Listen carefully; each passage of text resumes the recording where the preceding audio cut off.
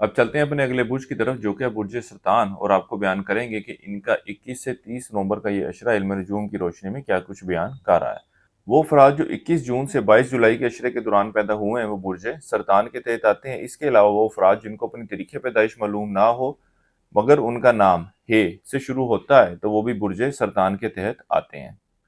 اس عرصے کے دوران برج سرطان والوں کو کچھ غیر متوقع ذرائع سے آمدن کا حصول ہو سکتا ہے۔ یہ کسی کی طرف سے کوئی آپ کا لون کی یا ادھار دی گئی رقم کی واپسی کی صورت میں بھی ہو سکتا ہے، لیکن اس عرصے کے دوران سب سے اہم بات یہ ہے کہ آپ نے اپنے اخراجات کو کنٹرول کرنے کی کوشش کرنی ہے، کیونکہ آپ کے بڑھتے ہوئے اخراجات کی وجہ سے آپ مالی پریشانی کا شکار ہوتے نظر آ رہے ہیں، جس کی وجہ سے آپ کے اوپر کچھ ذہنی دباؤ بھی بن سکتا ہے۔ اس کے علاوہ اس اشرے کا وقت اوورآل آپ کے ازدواجی معاملات کے حوالے سے خاصا خوش آئند رہے گا۔ آپ کا شریک حیات آپ کے لیے کافی سپورٹیو ہونے جا رہا ہے اور آپ کے لیے آپ کی زندگی کے معاملات میں آسانیاں پیدا کرنے کے حوالے سے خاصی کوششیں اور جدوجہد کرتا ہوا نظر آتا ہے، اور آپسی تعلقات کو ایک بہتر شکل دینے کے حوالے سے بھی کوششوں میں مصروف رہے گا۔ اس کے علاوہ وہ افراد جو بیرون ملک سفر کرنا چاہتے ہیں ان کے لیے بھی یہ اشرے کا وقت بہت اچھا وقت ہے۔ ان دنوں میں ضرور کوشش کریں، اللہ کے فضل و کرم سے بیرون ملک سفر ممکن ہے۔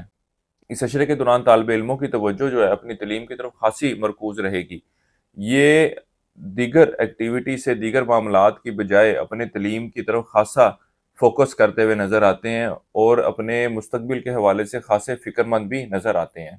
اس عرصے کا وقت آپ کا سیر و تفریح کے لیے جانے کو ظاہر کر رہا ہے۔ اس کے علاوہ اس اشرے کے دوران آپ خواہشات کو حقیقی شکل دینے کے حوالے سے بھی خاصی جدوجہد کرتے نظر آ رہے ہیں۔ اس کے علاوہ آپ کی بھرپور کوشش ہوگی کہ اپنے شریک حیات کو خوش کرنے کے لیے اس کی خواہشات کو بھی پورا کیا جائے۔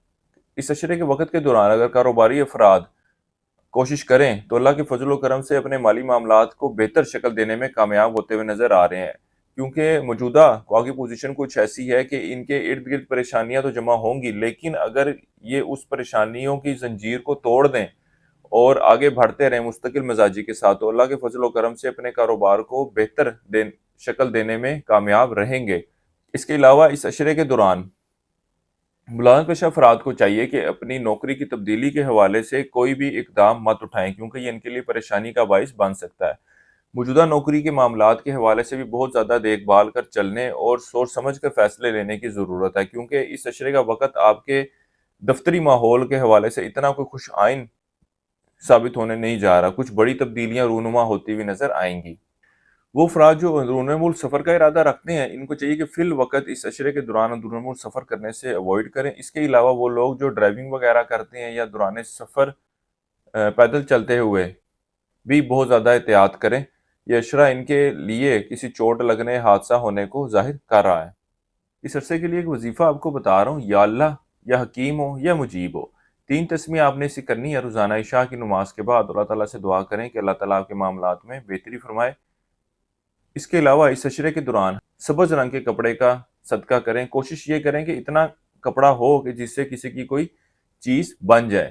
ہمارے اس چینل کو سبسکرائب کریں اور کمنٹ سیکشن میں اپنی رائے کا اظہار یا آپ کوئی بات ہمارے سے پوچھنا چاہتے ہوں تو وہ کمنٹ سیکشن میں ضرور لکھیے گا۔ اس عرصے کی 7 تاریخ آپ کی 24 نومبر کی ہے۔ اس عرصے کی نحس تاریخ آپ کی 26 اور 27 نومبر کی ہے۔ برج سرطان والوں کے لیے اب تک اتنا ہی۔ اللہ حافظ۔